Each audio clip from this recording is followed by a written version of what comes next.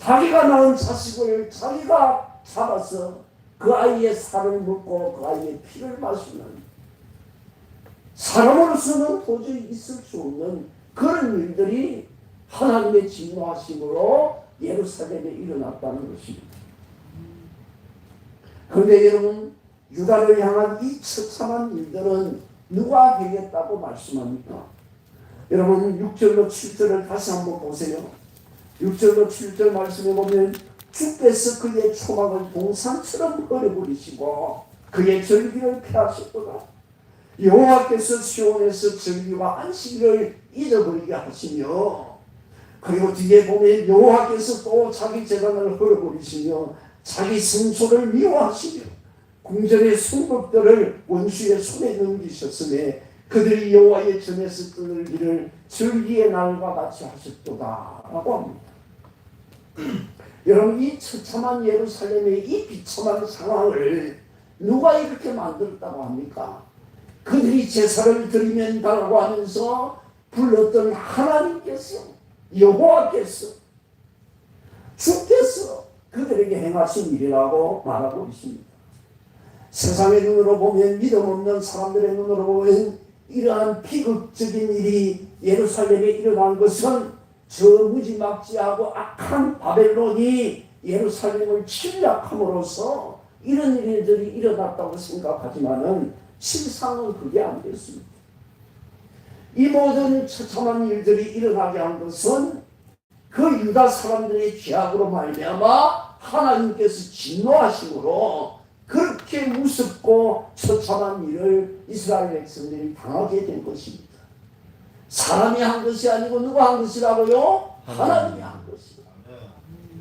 믿음 없는 사람 눈으로 보면, 사람의 눈으로 보면, 불신앙의 눈으로 보면 저 악하고 저 간팍한 저 간포한 바벨론이 와서 이스라엘을 그렇게 처참하게 멸망시켰다고 하지만은 믿음의 눈으로 보면, 하나님의 눈으로 보면 그것이 아니고 이스라엘 백성들의 죄악으로 말미암아 진노하신 하나님께서 그렇게 하셨다고 말씀하고 있는 것입니다.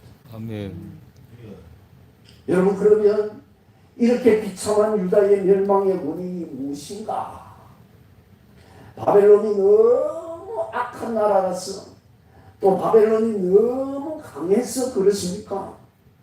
물론 바벨론은 그 당시 근동지방의 최강자였고 가장 악한 나라였습니다. 그러나 하나님은 과거 세계사의 최강자였던 애굽에서 이스라엘을 구원해내셨습니다. 430년 동안 종살이를 하던 이스라엘 백성을 홍해 바다를 갈라서라도 그들을 구원해내신 하나님이십니다. 그리고 그 위에 일어난 일이지만은 바벨론이 망하고 난 뒤에 이 뒤에 페르시아, 다시 말하는 바사가 들어섰는데 하나님께서는 바사왕 고레스의 마음을 감동시켜서 70년 동안 포로살이하던 이스라엘 백성들을 구원하셔서 예루살렘으로 다시 돌아오게 하십니다. 사랑하는 여러분, 하나님은 만왕의 왕이요 인생의 주관자요 역사의 주관자이신 줄로 믿습니다. 아멘. 유다가 망한 것은 바벨론이 강하고 악해서가 아니고 유다의 죄악으로 말미암은 하나님의 심판 때문이었습니다.